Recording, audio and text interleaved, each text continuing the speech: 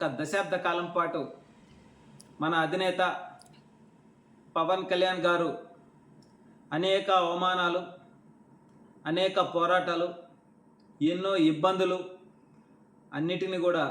తట్టుకొని నిలబడి ఈరోజు మనమంతా కూడా జనసేన పార్టీ అని గ్రామాల్లో చెప్పుకోగలుగుతున్నాము. ఆ స్థాయికి తీసుకువెళ్ళాడనంటే నిజంగా ఆయనతో నడవడం మనందరి అదృష్టంగా భావిస్తూ ఈరోజు ప్రతి గ్రామ సచివాలయంలో కూడా మన అధినేత డిప్యూటీ సీఎం పవన్ కళ్యాణ్ గారి ఫోటోను పెట్టడం, అదేవిధంగా ఎక్కడైనా సరే కొన్ని గ్రామ సచివాలయాలలో పవన్ కళ్యాణ్ గారి ఫోటో లేకపోతే పెట్టించవలసిన బాధ్యత మనందరి మీద ఉంది. అదేవిధంగా ఈరోజు చూస్తే ప్రతి గ్రామంలో కూడా ప్రతి అవ్వాతాత ప్రతి ఒక్కరూ కూడా పవన్ కళ్యాణ్ గారి గురించే మాట్లాడుకునేటువంటి స్థాయికి జనసేన పార్టీని తీసుకుపోవడం, అదేవిధంగా గల్లీ నుంచి ఢిల్లీ వరకు కూడా రాజకీయాలలో ఒక నూతన అధ్యయనాన్ని చూపించే విధంగా పవన్ కళ్యాణ్ గారు తీసుకున్న సీట్లు గెలుపును సాధించడం, నిజంగా మనమందరం కూడా నేటి తరంలో ఆయన అడుగుజాడల్లో నడిచి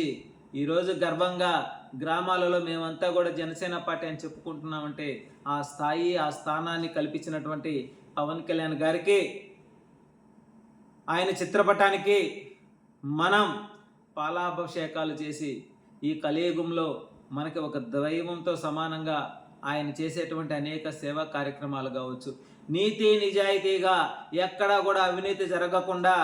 ప్రతి రూపాయి కూడా ప్రజల కోసం, రాష్ట్రం కోసం, రాష్ట్ర అభివృద్ధి కోసం, యువత కోసం, రైతుల కోసం అని చెప్పి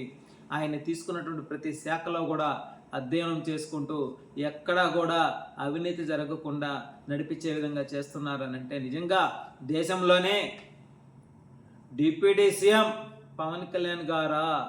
అనేటువంటిది ఒక చరిత్ర సృష్టించాడు. నేటి వ్యవస్థలో ఒక సామాన్య పేద మధ్యతరగతి కుటుంబాలు రాజకీయాల్లోకి రావాలంటే చాలా కష్టమైనటువంటి పని. నేడు